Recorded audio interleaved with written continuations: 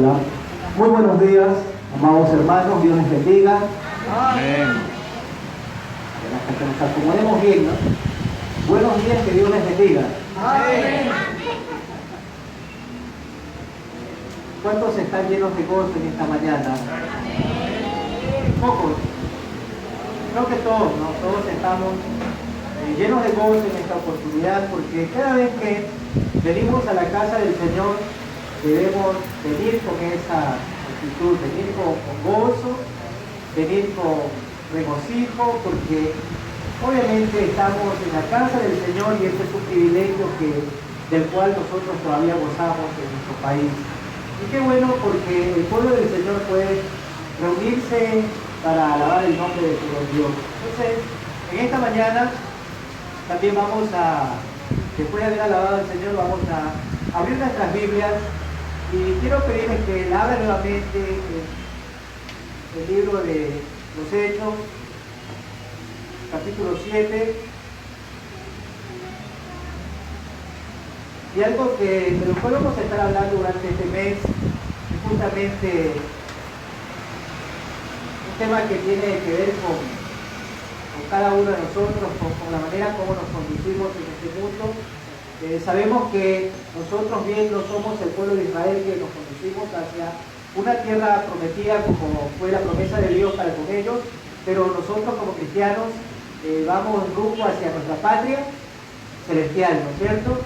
Y hay cosas que en nuestro camino no nos permiten caminar del todo bien como es el deseo de Dios. Y bueno, Egipto era aquello que el pueblo de Israel tenía en su corazón todavía. Iban camino a la tierra prometida, pero todavía estaba Egipto en su corazón. Y ese es el tema que tenemos para nosotros en esta mañana. Rumbo a la tierra prometida, pero con Egipto todavía muy metido en el corazón de ellos. Y hay cosas, decía también, que están muy enraizadas en nuestro corazón todavía, que no nos permiten caminar como deberíamos hacerlo. Ahora, en Hechos capítulo 7, versos 35 al 43, versos que leímos hace un momento, versículos que leímos hace un momento, nos hablan precisamente de aquello. Y específicamente el versículo 39 nos dice una frase muy interesante. Dice que ellos caminaban, sí, lo hacían, pero con Egipto aún en su corazón.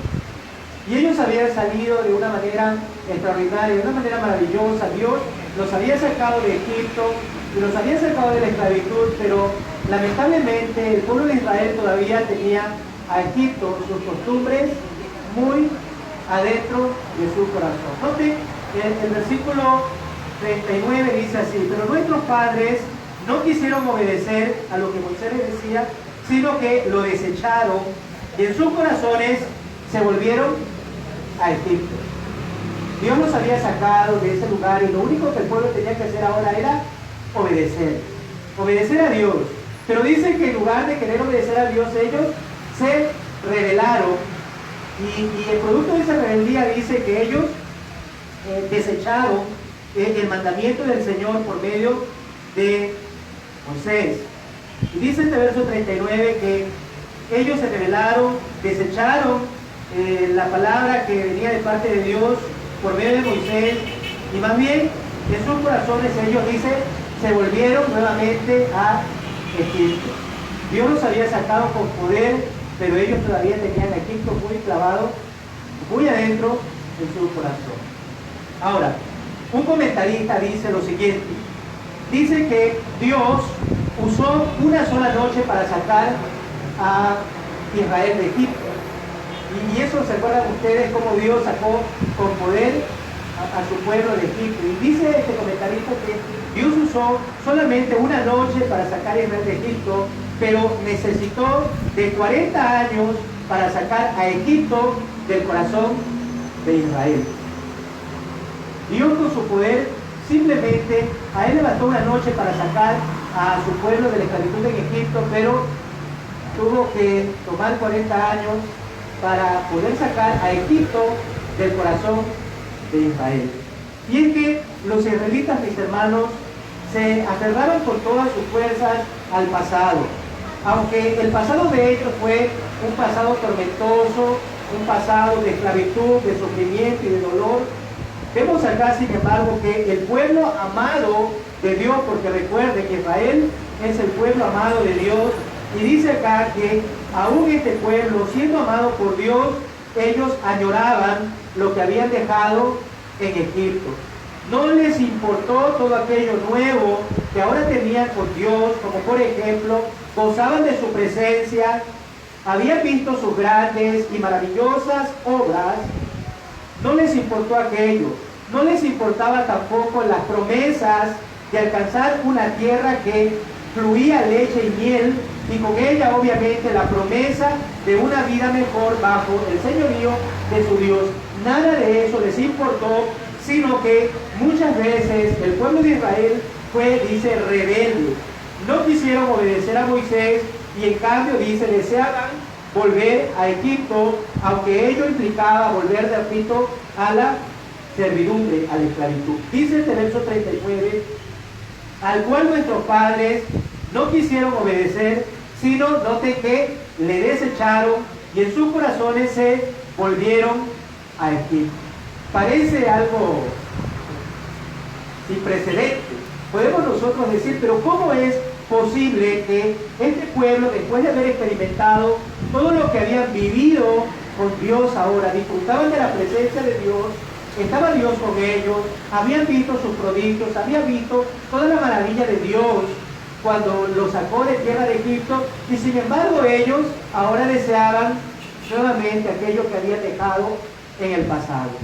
¿Y no les parece, mis hermanos, que esta es una experiencia para muchos también en este día? Muchos de aquellos que se llaman creyentes en el Señor. Hay muchos que se llaman cristianos y desean lo mismo: volver al mundo, volver a la iniquidad, aunque ello incluya revolcarse en la inmundicia y volver a la servidumbre del pecado. Mucha gente, al igual que el pueblo de Israel, deseando todavía volver a la esclavitud, al pasado. Entonces, mis hermanos, hoy les invito a que juntos recorramos por algunos pasajes de la Biblia donde se nos dice que Israel iba en su peregrinaje por el desierto rumbo a la tierra de Canaán, pero con Egipto en su corazón. Y vamos a ver algunos versículos que nos hablan precisamente de aquello. Textos en la Biblia que nos hablan acerca del pueblo de Israel, un pueblo que iba camino hacia la tierra que Dios les había prometido, pero que sin embargo tenían todavía a Egipto muy metido en su corazón. Entonces, vamos a abrir nuestras Biblias y vamos a ver estos pasajes donde se nos enseña de aquello. El pueblo de Israel en su peregrinaje por el desierto rumbo hacia la tierra de Canaán, la tierra que Dios les había prometido, tierra que fluye leche y miel, pero todavía con Egipto muy guardado en su corazón. Y el primer texto de la Biblia donde encontramos esta experiencia de Israel es justamente en este capítulo 7, versículos 40 y 41. Nos dice acá que Israel imitaba todo lo que había visto en Egipto. Y vamos a ver en qué consiste la imitación que Israel hacía del pueblo de Egipto. ¿De qué manera? Bueno, ellos evocaban la idolatría de ellos. ¿Se acuerdan ustedes el incidente del becerro de oro? Allí claramente vemos la influencia de la idolatría egipcia. Dice la Biblia lo siguiente, versículos 40 y 41 del capítulo 7 del libro de los Hechos. Dijeron ellos, el pueblo de Israel, a Aarón: haznos dioses que vayan delante de nosotros, porque a este Moisés que nos sacó de la tierra de Egipto. Noten cómo evocaban todavía ellos a Egipto. Ya estaban libres de Egipto y sin embargo ellos todavía seguían evocando a Egipto. Este Moisés que nos sacó de la tierra de Egipto, no sabemos qué le haya acontecido.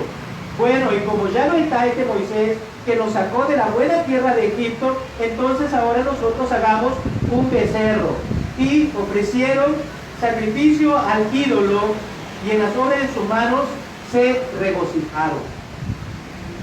La historia secular nos enseña que el pueblo de Egipto tenían al célebre becerro Apis, y este era uno de sus dioses más importantes. Si usted lee un poco acerca de la historia de Egipto, puede darse cuenta que Egipto tenía un becerro llamado Apis como uno de sus dioses más importantes.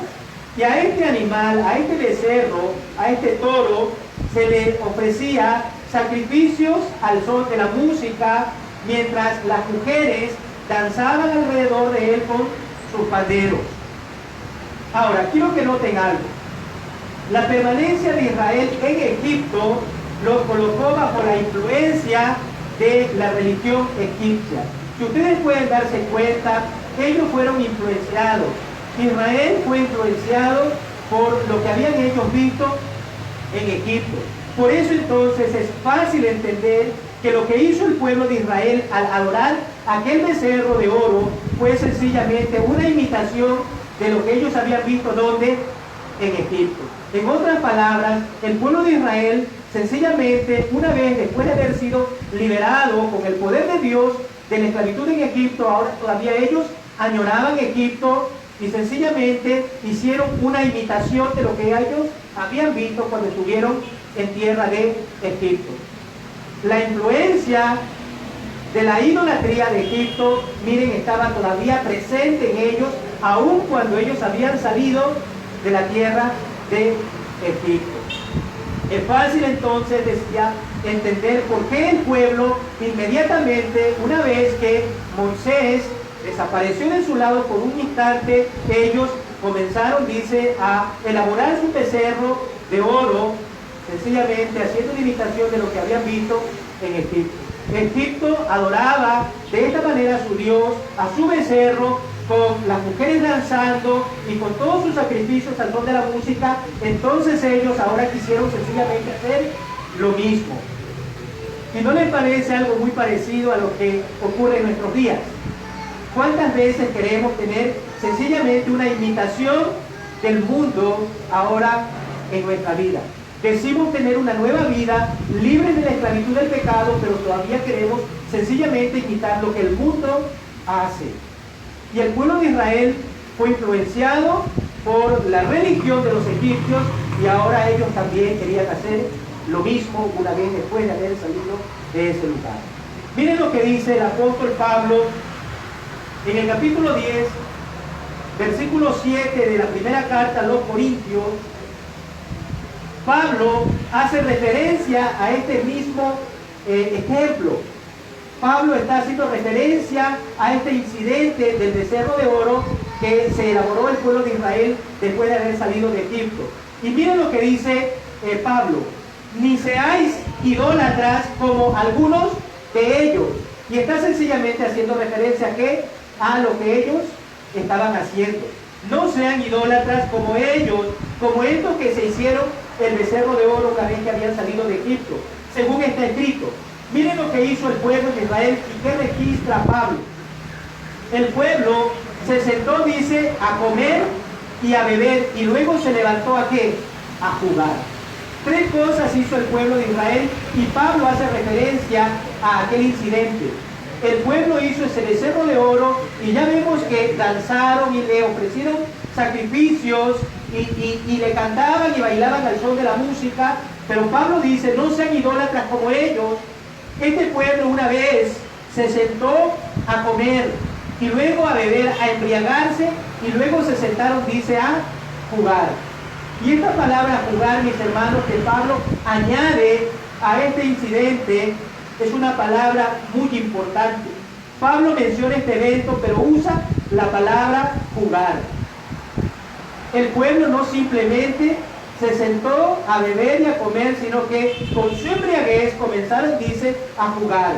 Y algunos comentaristas dicen que esta palabra jugar también se la traduce como payaso.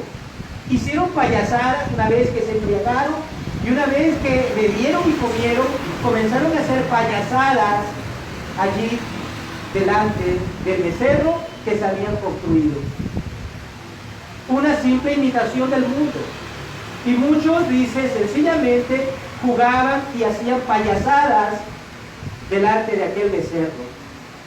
Israel brincaba, saltaba, danzaba, conectado con aquella música mala, con su adoración a aquel ídolo en forma de becerro. Y eso es lo que estaba haciendo sencillamente Israel. Todavía Israel tenía metido a Egipto en su corazón. Evocaban a Egipto. Lo que habían visto en Egipto todavía lo seguían haciendo ahora que habían sido ya liberados por parte de Dios. Y por eso Moisés se enojó. Dice Éxodo capítulo 32, verso 19. Y aconteció que cuando Moisés, llegó al campamento y vio el becerro y las danzas, ardió la ira de Moisés y arrojó las tablas de sus manos y las quebró al pie del monte. Moisés se enojó, se llenó, dice acá, ardió en ira Moisés y arrojó las tablas. Y esto nos muestra, mis hermanos, que Israel, a pesar de haber salido ya de Egipto, tenía muy metido en su corazón a Egipto con sus prácticas idolátricas. ¿Y no les parece, mis hermanos, yo decía hace un momento, que algo parecido ocurre en nuestro tiempo? Muchos hoy juegan a ser cristianos, así como el pueblo se llenó de comida, llenó su vientre de comida, así como se embriagaron, se emborracharon y jugaron e hicieron payasadas.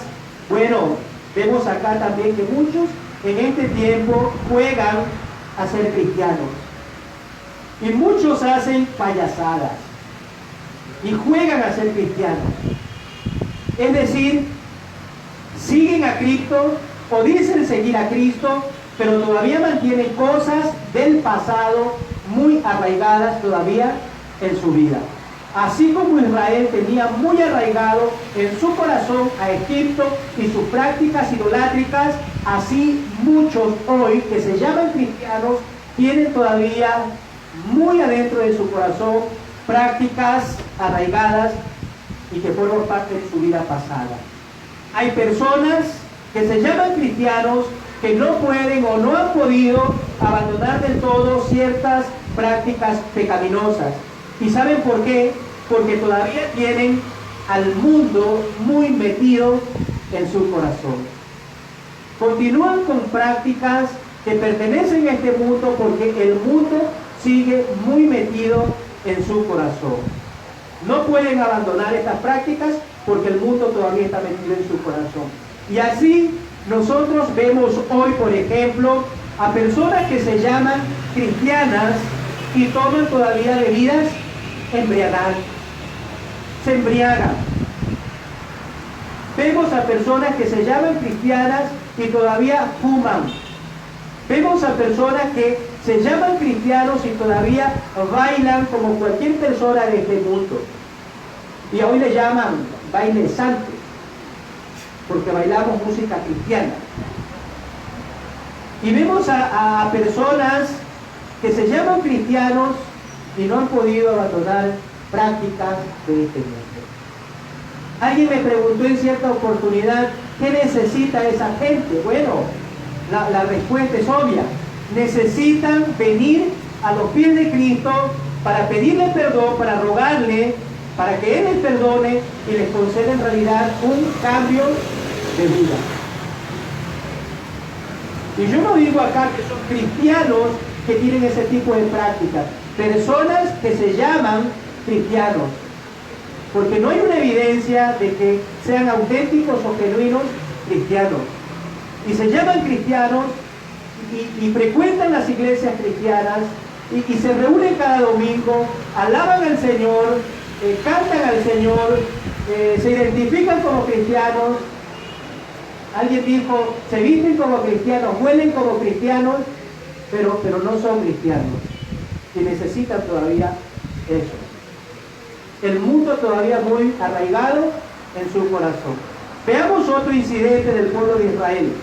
Dice en este mismo capítulo 7, versos 42 y 43, que el pueblo de Israel adoraba a las estrellas del cielo. Imagínense, una vez más podemos decir, parece mentira.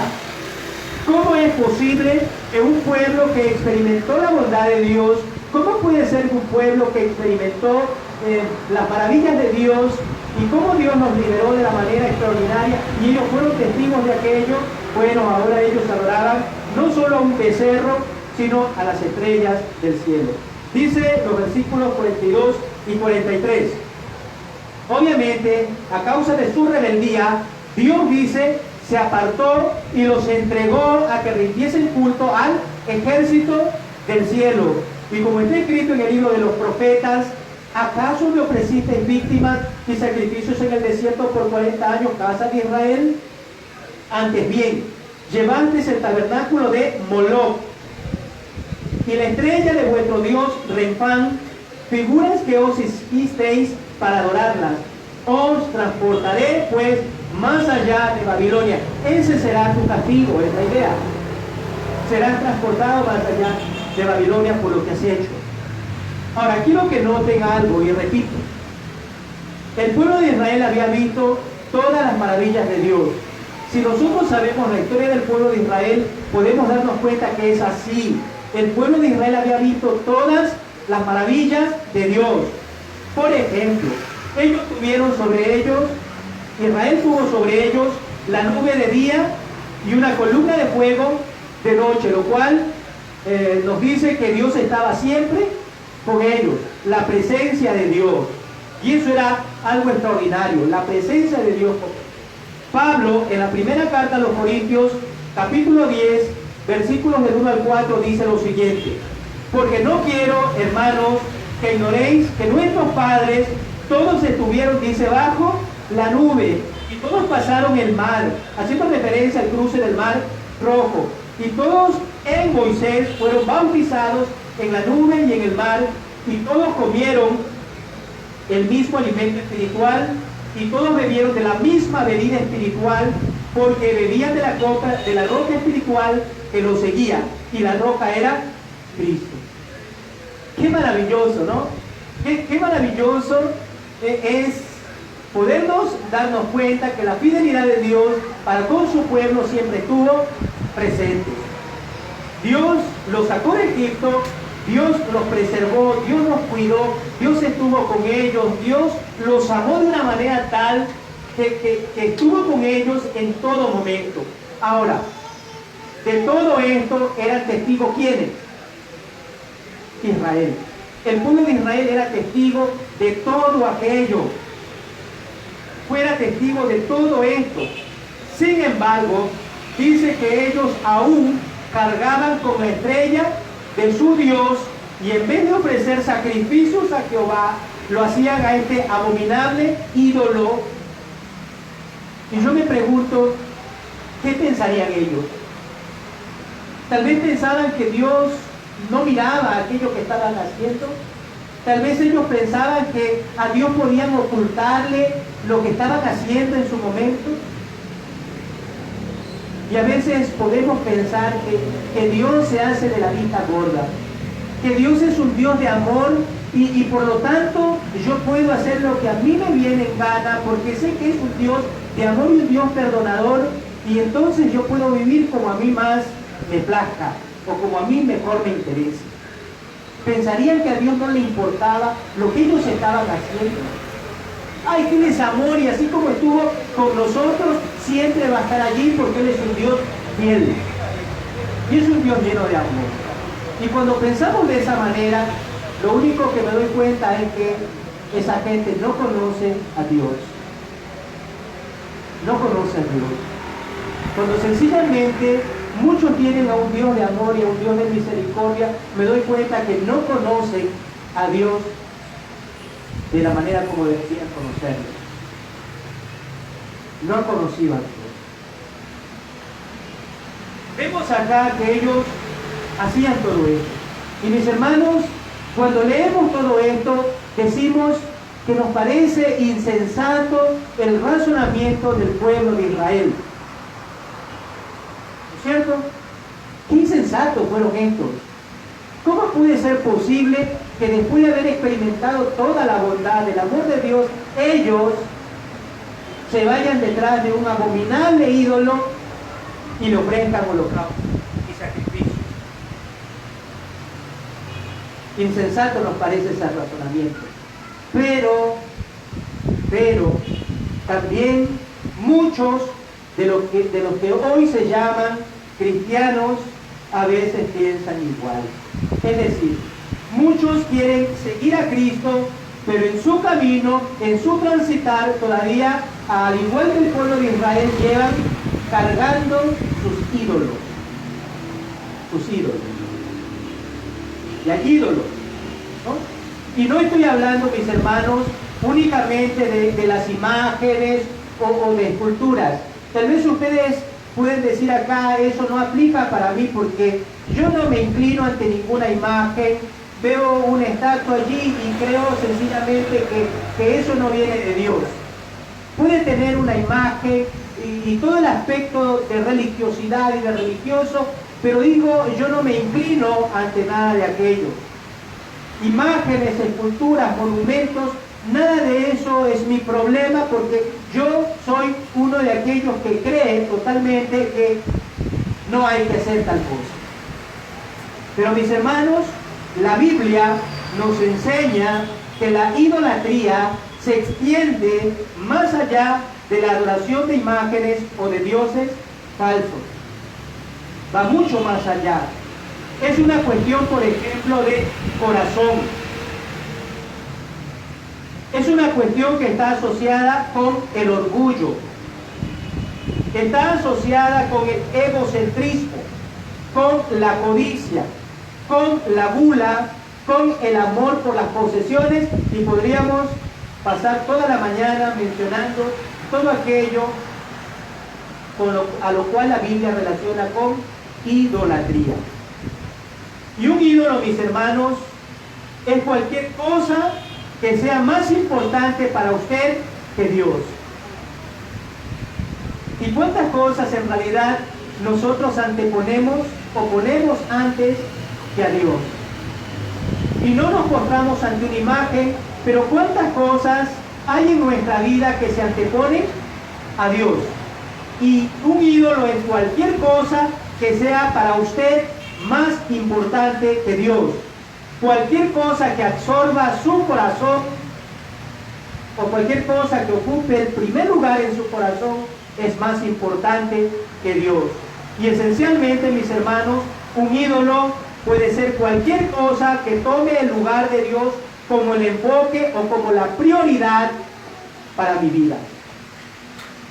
Y yo no soy de los que se postran ante una imagen, pero nos postramos muchas veces, o muchos se postran de tal manera que hay prioridades o cosas más importantes en su vida antes que Dios.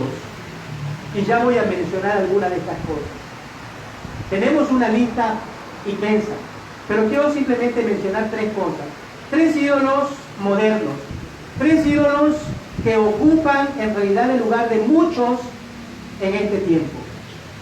Y tenía una lista como de 20 ídolos, pero simplemente voy a mencionar tres, que considero yo son los que más ocupan el lugar en nuestros corazones, o el lugar de los corazones de muchos. Y tenemos, por ejemplo, el ídolo de la aprobación. Y este ídolo, ¿dónde está para verlo, para observarlo? ¿Y en qué imagen está reflejado el ídolo de la aprobación? No. Bueno, nosotros fuimos creados como seres sociales, ¿verdad? Eso nos enseñan en el colegio, en la escuela. Fuimos creados como seres sociales, es decir, con la capacidad de vivir en sociedad, ¿no es cierto? Eso lo entendemos. Para vivir en comunidad, interdependientes unos con otros. Es decir, yo necesito de otras personas para poder vivir, para poder desenvolverme, para poder desarrollarme como un individuo, como ser humano. ¿No es cierto? Dios nos creó con esa capacidad. Por lo tanto, es normal que nosotros querramos pertenecer. Es normal que querramos pertenecer a algo. Y Dios colocó este anhelo dentro del corazón humano para que podamos acercarnos más a Él, pero también acercarnos más los unos con los otros. Y eso es bueno. Es bueno. Él puso eso en nuestro corazón para ayudarnos a experimentar la misma unidad que existe entre Dios el Padre, entre Dios el Hijo y Dios el Espíritu Santo, que ellos disfrutan estar juntos. Y vemos en la Biblia que es así. Entonces, eso es algo bueno. El problema, mis hermanos, surge cuando colocamos nuestro deseo de ser queridos o nuestro deseo de ser aprobados por encima de nuestra relación con Dios. Y allí está el problema. Queremos ser aceptados por encima de nuestra relación con Dios. Y pongo un ejemplo. Cada vez que nosotros fallamos en obedecer cuando se nos pide, ya sea que se trate de decir la verdad o de llegar a las personas marginados de nuestra sociedad, bueno, a veces se nos pide eso, ¿no? Que hagamos aquello, pero muchas veces desobedecemos, y desobedecemos ¿por qué? Porque tenemos temor de lo que otros puedan pensar de nosotros. Lo que otro pueda pensar es a veces más importante para mi vida que obedecer lo que Dios me manda. Y allí hemos caído en la trampa de la idolatría. ¿Cuántas veces, por ejemplo, mentimos? Y sabemos que mentir es pecado. Pero ¿cuántas veces mentimos sencillamente por no ser desaprobados? Y mentimos para que nos aprueben, para que otros puedan mirarnos y poder ser aprobados por otros.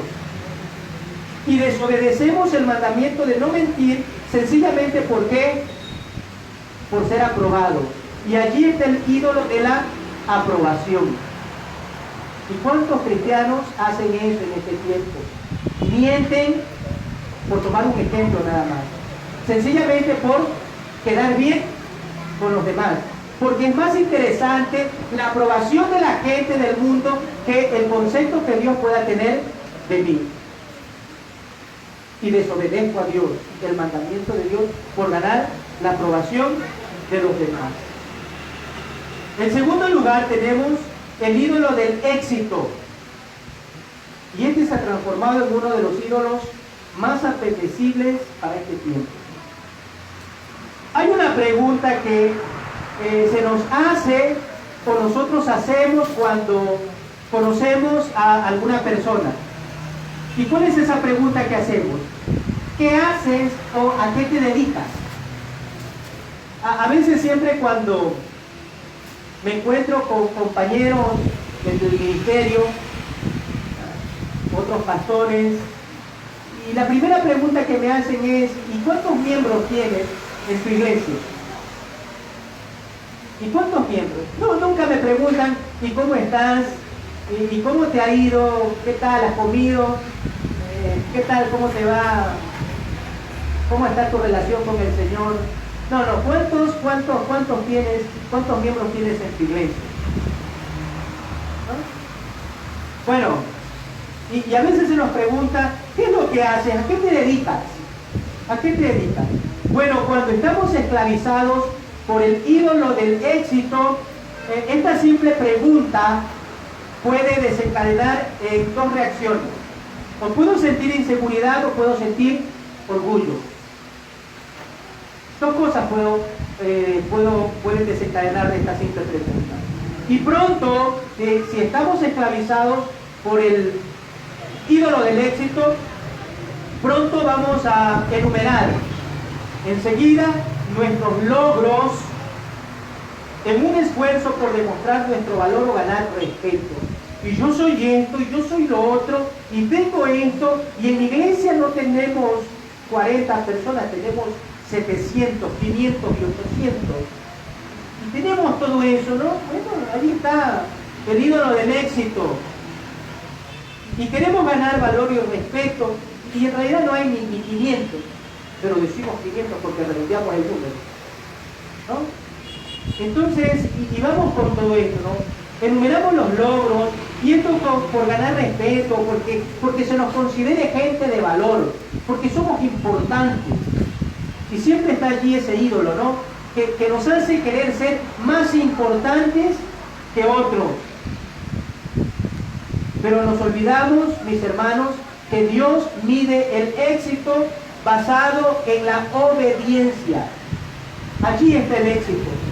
Cuando usted es una persona obediente a Dios, entonces usted es un ser exitoso en esta vida. La Biblia enseña eso. A veces creemos que debemos tener posesiones o ser más grandes o poseer tantas cosas y tener tantos títulos. Ojo, no estoy diciendo que eso sea malo. Jóvenes estudien y tengan su título. No estoy diciendo que hasta alguien puede estar diciendo que está mal eso. No, está bien. Está bien. Pero muchas veces creemos que Dios nos aprueba por las cosas que tenemos o las cosas que supuestamente somos.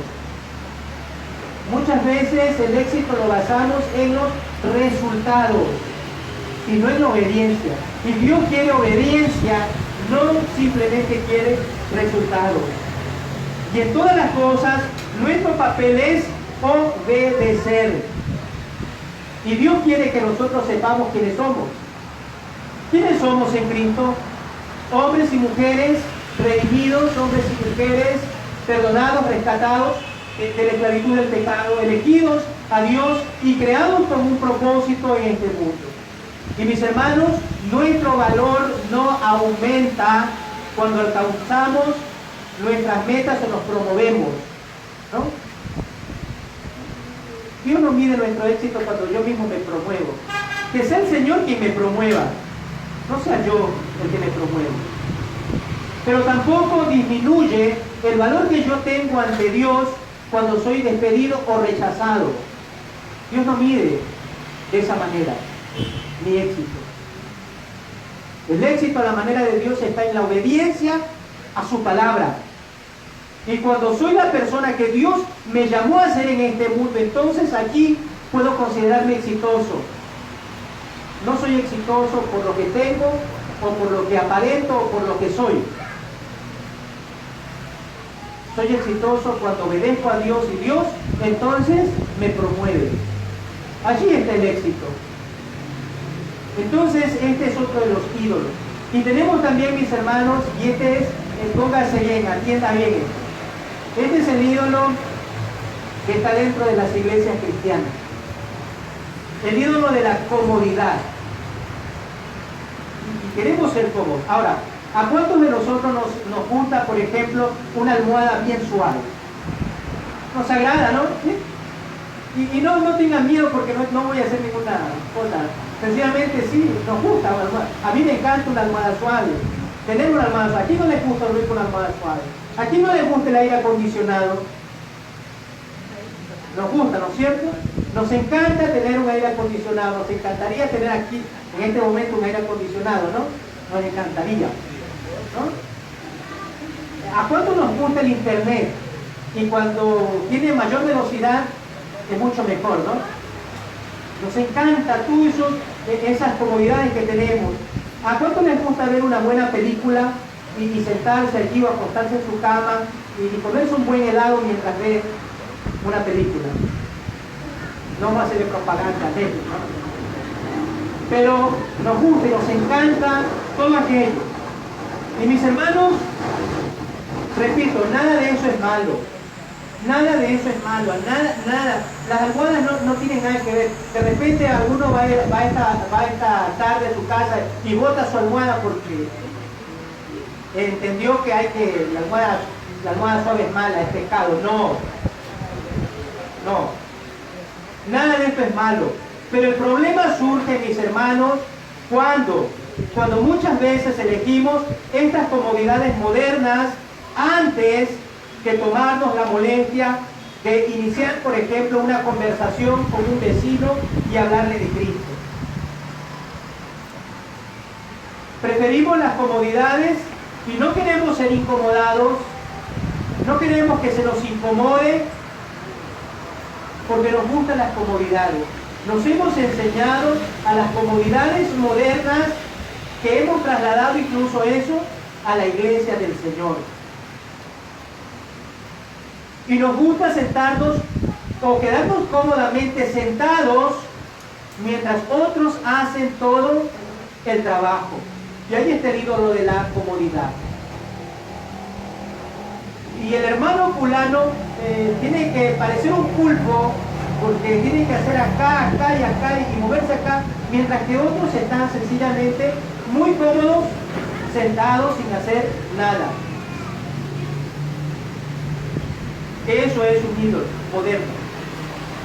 Preferimos, por ejemplo, una hora extra de sueño en lugar de levantarnos temprano para servir el domingo por la mañana en el templo. Y ese ídolo está allí.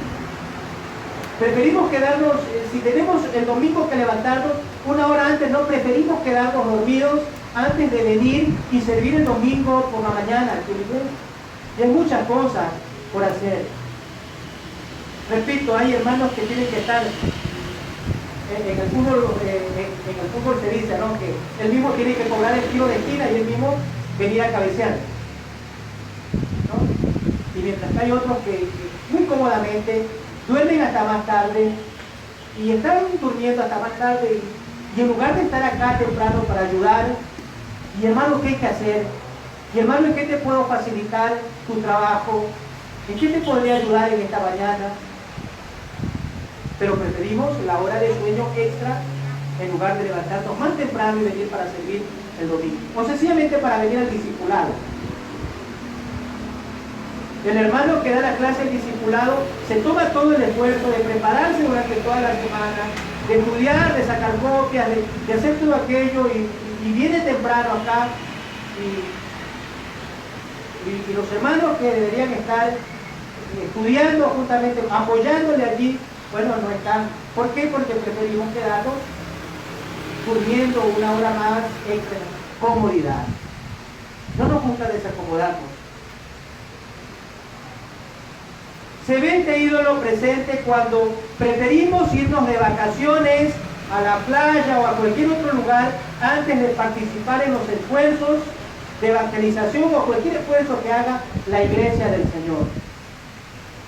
Y la iglesia está reunida para orar, reunidas para estudiar la palabra, reunidos para trabajar, reunidos para evangelizar, reunidos para hacer algo. ¿Y dónde estamos? Estamos de vacaciones.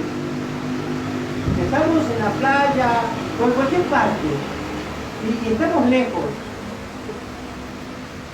Y yo quiero seguir tan cómodo en ese sentido, ¿no?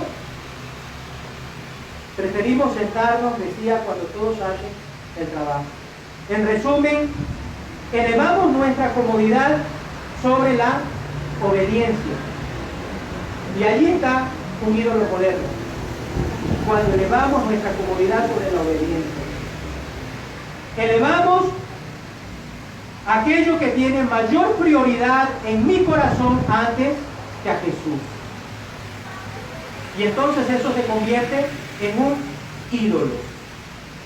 ¿Cuál de estos ídolos, mis hermanos, llevamos a cuentas en nuestra vida?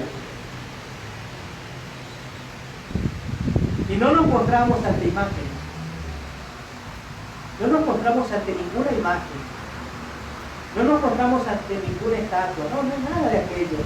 Pero hay este tipo de ídolos que tal vez usted no los había considerado. Pero son ídolos que desplazan al Señor, a nuestro Dios, a nuestro amado Señor Jesucristo de nuestras vidas.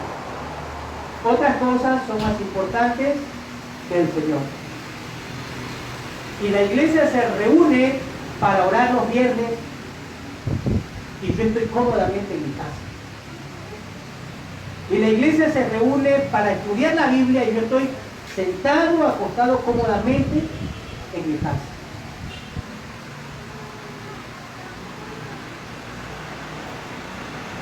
Y la iglesia está haciendo alguna actividad, pero yo estoy cómodamente en casa. Ese es un ídolo moderno que se ha introducido en nuestras congregaciones cristianas para este tiempo. Con Egipto en el corazón. Así eran estos israelitas, tremendos estos israelitas, ¿no? Pero cuando nos miramos nosotros, somos idénticos, somos igual que ellos. Y en tercer lugar, mis hermanos, Israel sintió deseo por los placeres terrenales. Y es interesante ver que ellos deseaban tanto aquello que hasta lloraban. ¿Cuáles eran estos placeres que añoraban? Números 11, versículos 4 al 5. Y la gente extranjera que se mezcló con ellos tuvo un vivo deseo. Noten el vivo deseo. Tuvieron esta gente. Y los hijos de Israel también volvieron, noten, a llorar.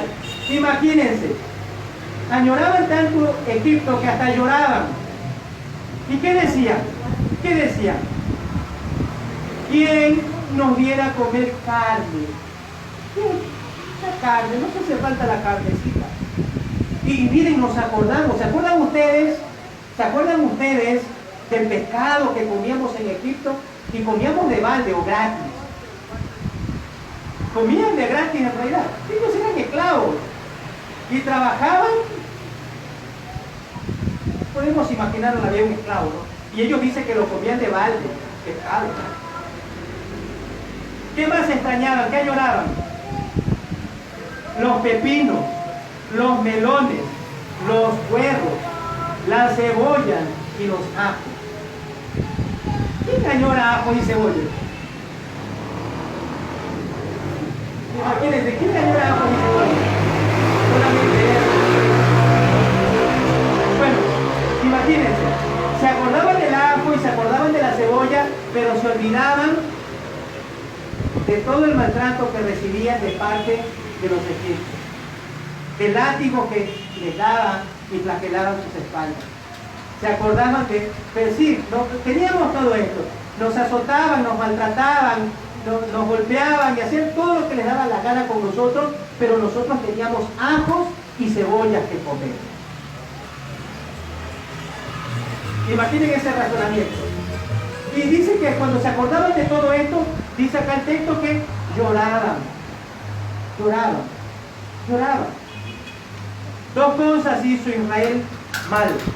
Primero, codiciaron carne. Dijeron, ojalá pudiéramos comer carne.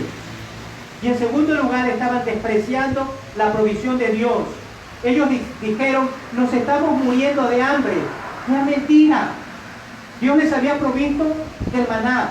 Entonces estaban despreciando la provisión de Dios.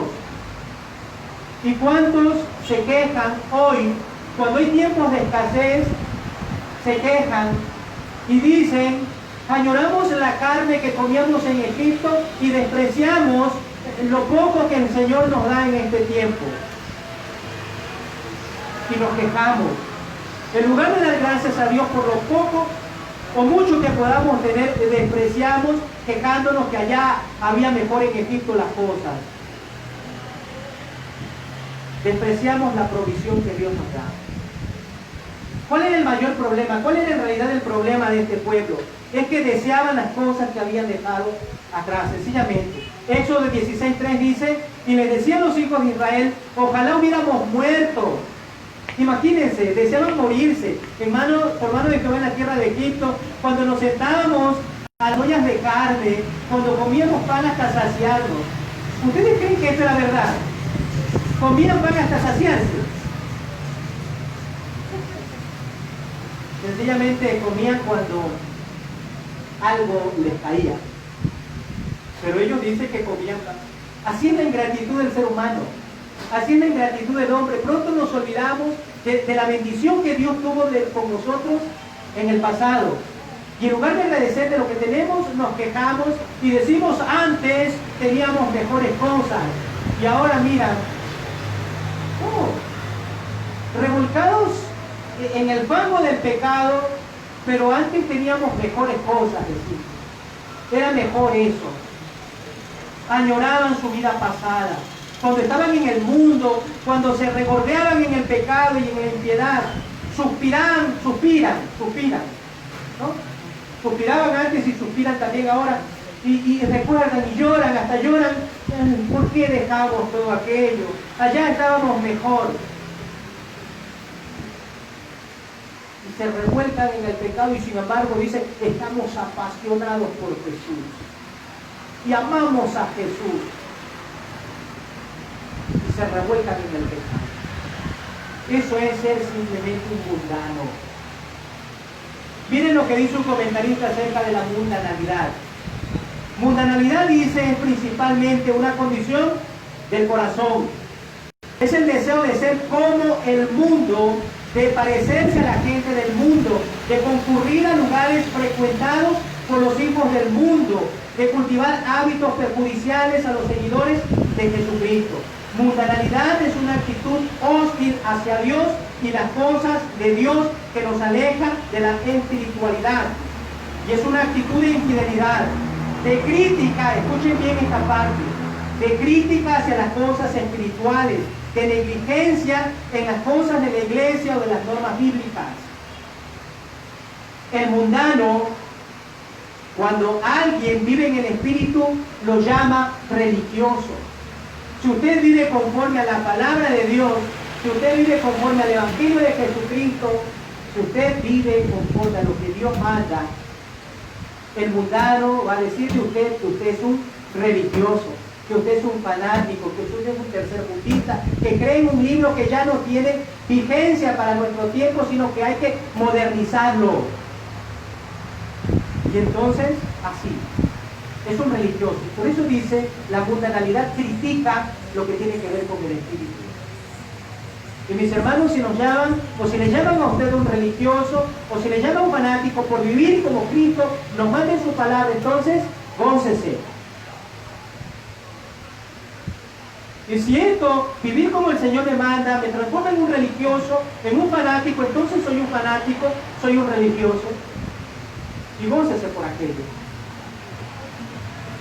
Las iglesias modernas han decidido traer al mundo al interior de sus templos con el único objetivo de que éstas, dicen, crezcan. Y si crecen más rápido, mejor. No queremos llevar el orden que el Señor ha establecido, que el Señor añadía a la iglesia, los que habían de ser salvos cuando había la sana predicación de la palabra del Señor, sino que hoy queremos que la iglesia crezca a cualquier modo. Hay que ser como el mundo para entonces ganar al mundo, se dice en este tiempo. Pero esta gente ha perdido de vista el hecho de que Cristo pide santidad, y Cristo pide que nosotros seamos santos, no que seamos mundanos. Se le enseña a sus feligreses en este tiempo que con repetir una oración invitando a Jesús a entrar en su corazón ya son salvos. Y obviamente que tenemos que orar al Señor para comunicarnos con Él. Y eso empieza. Pero no es lo único. No es lo único. Si bien oramos a Dios y le decimos a Jesús que entre en nuestro corazón, y el Señor sabe si en realidad es cierta aquella oración que hemos hecho, y entonces somos salvos. Pero eso no es todo. Vamos más allá. Hoy no se habla del pecado. Porque si se habla de pecado, la gente se va de las iglesias. No se enseña de arrepentimiento porque se va a la gente. No se enseña que hay que guardar mandamientos porque según dicen, Cristo Jesús ya lo hizo todo y yo no tengo nada más que hacer. Y sencillamente vivo a la manera como a mí me interesa. Y así, todos contentos. El pastor porque recibe sus buenos dividendos y los miembros muy satisfechos porque ya tienen supuestamente asegurada vida eterna, viviendo igual o peor que antes. Eso es lo que estamos viendo lamentablemente en este tiempo. Gente que cree ser cristiana, pero no lo es. Y llenamos los templos con gente no cristiana, creyéndose que son cristianos y están yéndose a una condenación eterna. Dios obviamente al pueblo, ¿qué pasó? Le envió carne. Este pueblo hizo esto. Se fueron detrás de sus ídolos, se fueron detrás de todo aquello que era aborrecido ante Dios, y Dios dice, les envió carne hasta saciarlos. Dice el texto bíblico que incluso se les salían hasta por las narices la carne, ¿no? Las codornices. Dios trajo al campamento gran cantidad de codornices. Se demoraron todo ese día, el día siguiente, toda la mañana, toda la noche y al día siguiente, todo eso estuvo ahí. Pero sucedió algo. Cuando comenzaron a comer, Dice el texto que cuando la carne estaba recién entre sus dientes y empezaban a masticarla recién, Dios trajo sobre ellos plaga, una plaga muy grande. Israel codició la carne y eso le costó la vida. Ese es un Dios de amor. Ese es un Dios que simplemente te ama y te permite que vivas a la manera como te antoje. Ese es un Dios de amor, de misericordia. No, es un Dios también que es justo. Y que no pasa o no deja o no se hace de la vista gorda cuando le despreciamos, cuando jugamos, cuando hacemos payasadas. Le costó a este pueblo la vida. Y el ejemplo es grande.